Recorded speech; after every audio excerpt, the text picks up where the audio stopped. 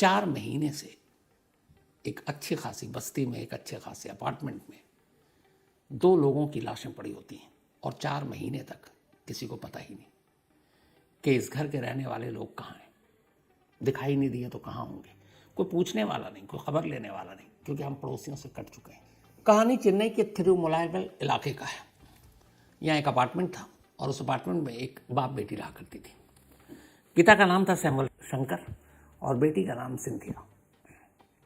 Cynthia की पहले शादी हो चुकी थी। इस वक्त उसकी उम्र करीब 37 साल।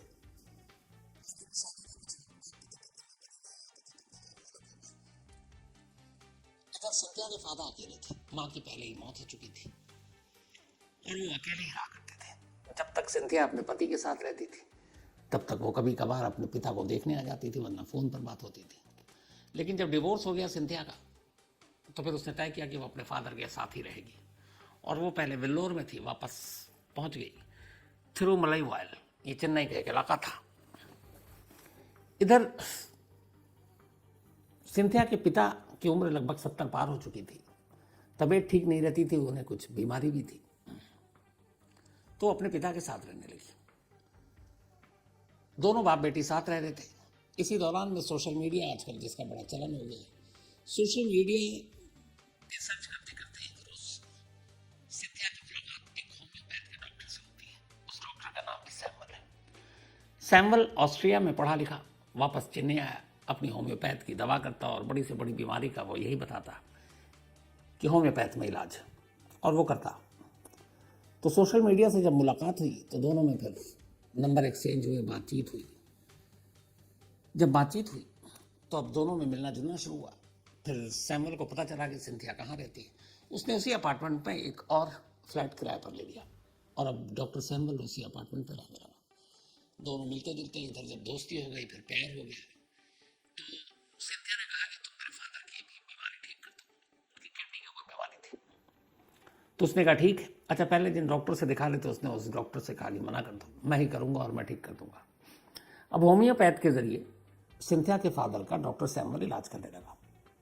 इलाज चलता रहा। फिर धीरे धीरे ये हुआ कि इलाज भी करता है, फिर अलग एक ही अपार्टमेंट में रहता है। पिता 74 साल का, तो उस अपार्टमेंट में भी एक सैलून था। तो फिर एक रोज सिंथिया ये तय करती है कि तुम अपार्टमेंट छोड़ो अलग से और हमारे ही साथ रहो। सिंथिया के फादर को भी कोई ऑब्जेक्शन नहीं था। उन्हें लगा डॉक्टर सैमुअल एक अच्छा खासा इंसान है और उन्हें शायद भनक भी थी कि उनकी बेटी प्यार करती है। तो उन्हें यही लगा कि एक तो तलाक हो चुका है, चलो दोनों की शादी हो जाएगी तो और भी अच्छा है। तो डॉक्टर सैमुअल सिंथिया के साथ उसी के घर में रहने लगे। धीरे धीरे वक्त बीता, सब ठीक चल रहा था। डॉक्टर सैमुअल लगातार सिंथिया के फादर का इलाज कर रहे थे। इधर सिंथिया को विदेश जाना था। उसे यह था कि अब कहीं विदेश में नौकरी करनी है। ये बात उसने कई बार सैमुअल को बताया, लेकिन सैमुअल कहता था कि तुम फॉरेन कंट्री मत जाओ, तुम यहीं रहो, यहीं हम दोनों अपनी ज़िंदगी बसाएंगे। लेकिन उसका ड्रीम था विदेश जाने का। धीरे धीरे वक्त बीता, लेकिन उसका विदेश जाने का सपना इसलिए भी पूरा नहीं हो रहा था कि पिता बीमार और अकेले, देखभाल वाला कोई और करने वाला था नहीं सिवाय बेटी के। तो बेटी के लिए पिता एक जिम्मेदारी थी, इसलिए फिलहाल अपनी ख्वाहिश को दबाए हुए थी और पिता के इलाज में जुटी हुई थी। सितंबर 2024 आ जाता है। अब तक साल भर हो चुके थे सैमुअल और सिंथिया इन दोनों के रिलेशनशिप को और इलाज करते हुए 6 महीना। लेकिन सितंबर के फर्स्ट वीक में एक रोज अचानक शंकर साहब की मौत हो जाती है। अब मौत किस वजह से हुई ये पता नहीं, क्योंकि पोस्टमार्टम तो हुआ नहीं उस वक्त। तो मौत हो गई। उस वक्त सैमुअल कहीं बाहर था, शहर में ही था, बाहर था। सिंथिया रोती हुई उसे फोन करती है। डॉक्टर सैमुअल घर आता है, देखता है, चेक करता है, पता चलता है शंकर साहब की मौत हो गई। अब अपने पिता की मौत से सिंथिया को गुस्सा आ जाता है और वो सैमुअल से कहती कि तुमने तो मुझे हमेशा ये भरोसा दिलाया कि तुम्हारे पिता ठीक हो जाएंगे, और तुम्हारी वजह से मैंने किसी और डॉक्टर को नहीं दिखाया, अस्पताल में इलाज नहीं कराया। तुमने कहा था होम्योपैथ से ठीक हो जाएगा। तो वो अपने पिता की मौत के लिए एक तरह से जिम्मेदार और कसूरवार सैमुअल को ही ठहराने लगी और इसको लेकर झगड़ा हुआ। अब घर में लाश रखी हुई है और बेटी और उसके दोस्त आपस में लड़ रहे हैं। मौत के दिन से शाम हो गई। अब ये है कि अंतिम संस्कार करना है, लेकिन अभी बेटी जो है उसको एक तो पिता की मौत का सदमा और ऊपर से ये कि काश वो सैंपल की बात में ना आती, किसी अच्छे डॉक्टर अस्पताल में जैसे पहले इलाज चल रहा था वो कराते। उसने सारे इलाज बंद कर दिए थे जब से सैंपल उसकी ज़िंदगी में आया कि होम्योपैथ से इलाज होगा, एलोपैथ से नहीं। तब उसे अफसोस हो रहा था और उसे लग रहा था कि एक गिल्टी फील हो रही थी कि अपने पिता की मौत की जिम्मेदार वो है जो उसने सैंपल पे भरोसा किया। और इस बात को वो लेकर लड़ती रही, लड़ाई झगड़ा बहुत आगे तक पहुंच गया। सैंपल को भी अब गुस्सा आ गया। उसने कहा मैंने पूरी कोशिश की लेकिन ज़िंदगी मौत मेरे हाथ में थी नहीं। लेकिन ये लड़ाई बढ़ती रही और फिर अचानक ये झगड़ा इस कदर बढ़ा कि सैमुअल ने सिंथिया का सर पकड़ा और उसे जोर से दीवार पर दे मारा। गुस्से में उसने कई बार मारा। सिंथिया नीचे गिर पड़ी, बेहोश हो गई। थोड़ी देर के बाद सैमुअल जाकर उसे देखता है तो पाता है कि उसकी नब्ज रुक चुकी है। सिंथिया की भी मौत हो गई सर दीवार पे मारने से। अब जब सिंथिया की भी मौत हो गई तो सैमुअल घबरा जाता है। अब उस घर में एक साथ 2 लाशें पड़ी हैं, एक जो नेचुरल डेथ थी, दूसरी जो कत्ल हुआ। तो अब सैमुअल को लगता है कि अब क्या करें, पुलिस पकड़ लेगी। फिर वो अपना डॉक्टर के साथ साथ एक क्रिमिनल माइंड चलाता है। दोनों लाशों को बेड पर रखता है, बाहर जाता है, कुछ केमिकल लेकर आता है। वो केमिकल तमाम खिड़कियों दरवाज़ों पर जहाँ जहाँ से वेंटिलेशन की ज़रा सी भी वो थी वहाँ छिड़कता है, कमरे में छिड़कता है। उसकी वजह ये थी कि आगे चलकर इन लाशों से बदबू ना आए।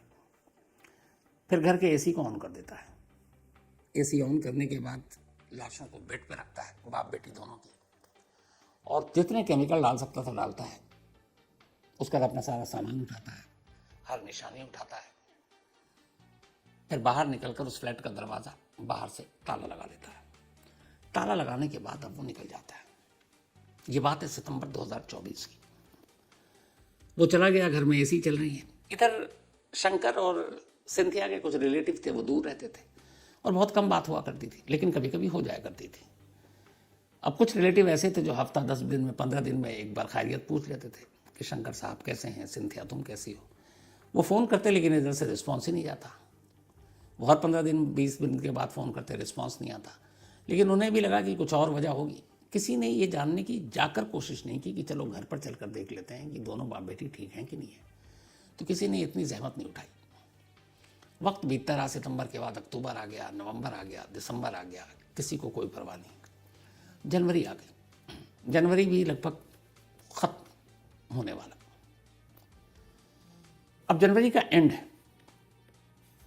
यह भी वेडनेसडे की बात है, 2 दिन पुरानी। कमला नाम की एक लेडी उसी अपार्टमेंट में रहा करती थी। अब उस कमला को लगा कि इस अपार्टमेंट से कहीं से बदबू आ रही है, लेकिन ये पता नहीं था कि किस अपार्टमेंट से बदबू आ रही है। अच्छा, उसमें बहुत सारे घर थे, तो वो बदबू इस तरीके से थी कि कोई पर्टिकुलर एक दरवाजे के अंदर से आ रही है, खिड़की के बाहर से आ रही है, कोई पता नहीं कर रहा था। लेकिन कमला को एहसास हुआ, फिर कुछ पड़ोसियों को बताया। पड़ोसियों ने भी कहा कुछ तो अजीब सी स्मेल है, कौन सी है पता नहीं। तो अब कैसे पता किया जाए?